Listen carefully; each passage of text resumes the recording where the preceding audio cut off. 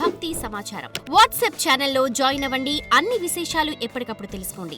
ఈ ప్రకృతిలో ఉన్న అనంతమైన శక్తిని మనం ఎలా స్వీకరించాలి? ప్రకృతితో కలిస్తే స్వీకరించగలుగుతాం. ప్రకృతికి వ్యతిరేకంగా జీవించి ప్రకృతి శక్తిని ఎలా తీసుకుంటామండి? అన్ని ప్రాణులు ప్రకృతిలో జీవిస్తున్నాయి, ప్రకృతి శక్తితోటే జీవిస్తున్నాయి. అందుకే వాటికి డాక్టర్లు కానీ, లేకపోతే వైద్యాలు కానీ, లేకపోతే ఇంకోటి కానీ ఏమీ అవసరం లేదు, డబ్బు అవసరం లేదు. భగవంతుడు ఏది ఇచ్చాడో దాంతో చక్కగా జీవిస్తున్నాయి. ఆహారము ఆకలి వేస్తే తడుముకుంటాయి, ఆహారం తింటాయి, ప్రశాంతంగా పడుకుంటాయి, ఎక్కడికి కావాలంటే అక్కడికి వెళ్తాయి. ఏ రూపాయితో సంబంధం లేదు కదండి. ప్రకృతిలో జీవిస్తున్నాయి. మనిషి అభివృద్ధి పేరు మీదుగా ప్రకృతికి వ్యతిరేకంగా జీవిస్తున్నాడు. మరి ప్రకృతి శక్తిని ఎలా తీసుకుంటారు మీరు? ఎలా తీసుకోగలుగుతారు? కాబట్టి ప్రకృతిలో జీవించగలిగితే ప్రకృతి శక్తిని మనం రిసీవ్ చేసుకోగలుగుతాం. మరి ప్రకృతిలో జీవించటం అనంటే అసలు అన్నింటినీ చెట్లు కొట్టేసి ఈ భూమిలో ప్లాస్టిక్ తోటి భూమిని నాశనం చేస్తూ, నీరుని కలుషితం చేస్తూ, నెక్స్ట్ జనరేషన్కి కూడా నాశనం చేసి, మన పిల్లలే రేపొద్దుట అవి ఏమీ లేకుండా రకరకాల రోగాలతోటి, అనారోగ్యాలతోటి బాధపడాల్సి ఉంటుంది. పిల్లలు, మనవలు అందరూ మనం ఏమనుకుంటున్నాం, వాళ్ళకి బిల్డింగుల మీద బిల్డింగులు సంపాదిస్తున్నామని అంటున్నారు. కానీ ఒకప్పుడు ఏ డబ్బుతోటి కాకుండా వాళ్ళు ఎంత హాయిగా జీవించారో ఇప్పుడు మనం ఎంత ఉన్నా ఎందుకు జీవించలేకపోతున్నాము? కాబట్టి నువ్వు ప్రకృతిని కాపాడు, ప్రకృతి యొక్క ఎనర్జీ నువ్వు తీసుకోమని చెప్తాం మేము. ప్రకృతిని కాపాడకుండా ఆ ఎనర్జీని మనం ఎలా తీసుకుంటామండి? ప్రణవాశ్రమంలో మేము 20 సంవత్సరాల నుంచి ఒట్టి క్లాత్తో సంచులు కుట్టి ప్లాస్టిక్ నిర్మూలనకి వేల సంచులు ఉచితంగా పంచిపెట్టామండి. ఎన్ని వేల సంచులు ఇప్పటికీ చేస్తారు ఆ కార్యక్రమం. అయితే అది పట్టుకోవడానికి వాళ్ళు సిగ్గుపడతారని మేము ఖరీదైన వస్త్రం చేయాల్సి వస్తుంది. నీ బాధ్యత అది, నీ బాధ్యత. భూమిని నాశనం చేసే హక్కు నీకు ఎవరిచ్చారు? మనం భూమిని వాడుకుంటున్నాం, అందుకే పెద్దలు భూమాత అన్నారు, తల్లితో పోల్చారు భూమిని. దాని నుంచే మనం ఆహారం తింటున్నాము. మరి పొల్యూషన్ అంటున్నారు. మీరు భూమికి సబ్బులు, సర్ఫులు, హార్పిక్లు ఎన్ని రకాల భూమిలో పోస్తున్నారండి. పోసినప్పుడు దాని నుంచి వచ్చే పంట ఏదైతే ఉందో అది కెమికల్తో మనమే కదా తింటున్నాం. ఎంత డబ్బున్నా నేను ఆర్గానిక్ తినలేకపోతున్నాను. ఎందుకని? నేనే నాశనం చేశాను భూమిని, నేనే నాశనం చేశాను.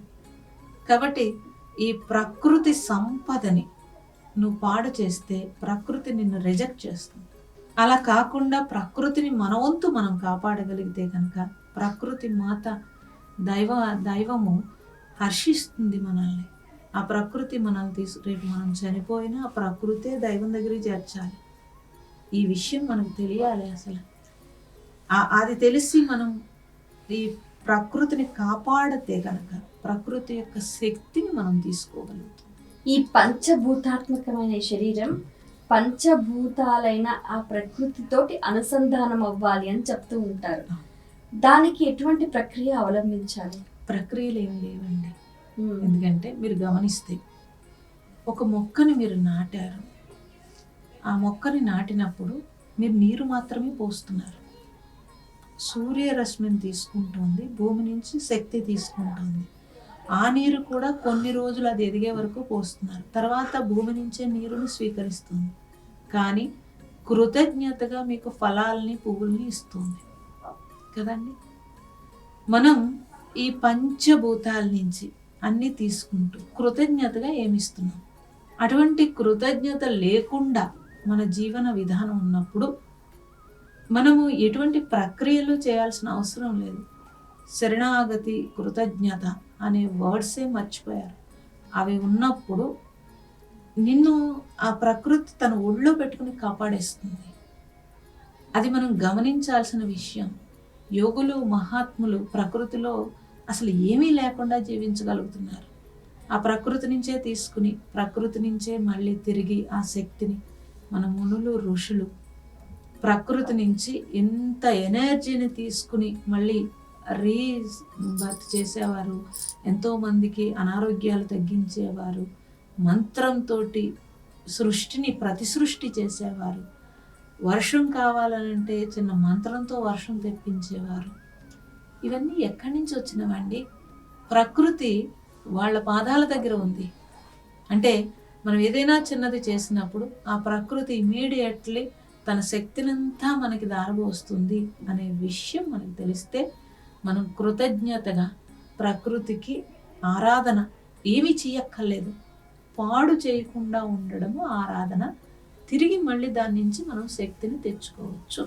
అమ్మా, ఇప్పుడు నేచర్ పొల్యూషన్, ఎయిర్ పొల్యూషన్ కన్నా కూడా థాట్ పొల్యూషన్ ప్రమాదకరమైంది అంటారు, నిజమేనా? నిజమండి. ఎందుకనంటే అన్నింటికంటే థాట్ పొల్యూషనే పొల్యూషన్. అది మనం చూస్తే తెలిసిపోతుంది మన పూర్వీకులకి మనకి ఎంత స్పీడ్గా వేగం పెరిగిందని, స్వార్థము ఎంత పెరిగిందనేది. ఈ థాట్ పొల్యూషన్కి నిర్వచనం స్వార్థమా? స్వార్థమే. స్వార్థము, అసూయ ఇవన్నీ ఎక్కువైపోవడము. థాట్ పొల్యూషన్ వల్ల మనం పాపం మూటగట్టుకుంటాం. ఎందుకని? కర్మ 3 రకాలు చేస్తారు. చేష్ట, మనస్సుతో కర్మ, అంటే మాటతో కర్మ, మనస్సుతో కర్మ, చేష్టతో కర్మ. చేష్ట మీన్స్ చూపుతోటి, అన్నింటితోటి, చేతులతోటి, అన్నింటితోటి. మనస్సులో ఒక ఆలోచన వచ్చింది, ఆ ఆలోచన ఒక తప్పుడు పని చేయాలనో లేకపోతే ఒక దొంగతనం చేయాలనో ఒక ఆలోచన వచ్చింది, కానీ తప్పు అని తెలిసింది, కానీ వచ్చిన ఆలోచన గాల్లోకి వదిలేశారు. ఆ తరంగము తిరిగి తిరిగి అలాంటి ఆలోచన ఉన్న వాళ్ళకి బలాన్ని ఇస్తుంది. అప్పుడు మనం చెయ్యకపోయినా వాడు చేస్తే ఆ తప్పు, అది మనదే పాపం అన్నారు. ఎందుకని? నీ తరంగం నుంచి, నీ భావజాలం నుంచి వెళ్ళిన తరంగము అక్కడ తాకి అది క్రియ కింద మారింది. కారణం లేకుండా కార్యం లేదని చెప్పారు. ఆ కార్యానికి నేనే కారణమయ్యాను, తప్పనిసరిగా ఆ పాపం నేను తీసుకోవలసి ఉంటుంది. ఇదంతా అందుకనే మన కర్మ యొక్క పాపము ద్వారా మన కర్మ అన్నీ కూడా మనం కౌంట్ చేయలేము. అందుకే ఆల్రెడీ సూక్ష్మతో కౌంట్ అయిపోతూ ఉంటాయి. కాబట్టి మీ థాట్ రిలీజ్ చేసేది ఏదైతే మంచి రిలీజ్ చేస్తే కనుక తిరిగి తిరిగి అది మళ్ళీ మీ దగ్గరికే మంచి వస్తుంది. చెడు రిలీజ్ చేస్తే అలాంటి చెడు నువ్వు అనుభవించాల్సి ఉంటుంది. అమ్మ, ఇప్పుడు చాలా మంది కూడా నేనే శక్తివంతురాల్ని, నేనే జ్ఞానవంతురాల్ని అని అనుకొని ఈ అహం బ్రహ్మాస్మి అన్న ధోరణిలో ఉంటూ ఉంటారు. అసలు ఈ అహం బ్రహ్మాస్మి అన్న, ఈ తత్వమసి అన్న వీటికి అర్థాలు ఏంటమ్మా? నేనే బ్రహ్మం అన్నప్పుడు జీవుడు చనిపోవాలండి. జీవుడు అంటే జీవ లక్షణాలు. జీవ లక్షణాలు వదలకుండా అహం బ్రహ్మాస్మి అన్నది పదం మాత్రమే. జీవుడు ఉన్నంత వరకు అహం బ్రహ్మాస్మి అనేది పదమే అవుతుంది. జీవ లక్షణాలు తగ్గి దైవ లక్షణాల్లో ఉన్నప్పుడు మాత్రమే నేనే బ్రహ్మము అనేది తెలియబడినప్పుడు వాళ్ళ కార్యాలు కూడా అలాగే ఉంటాయి. వాళ్ళు ఏం మాటలతో చెప్పరు, అది నేనే బ్రహ్మం అనేది చెప్పరు. తత్వమసి అన్నది వేదాల యొక్క సారం. అది అహం బ్రహ్మాస్మి అన్నది వేదాల యొక్క సారము. సో ఆ సారాన్ని తీసుకుని మనం పదాలతో పలకడం కాదు.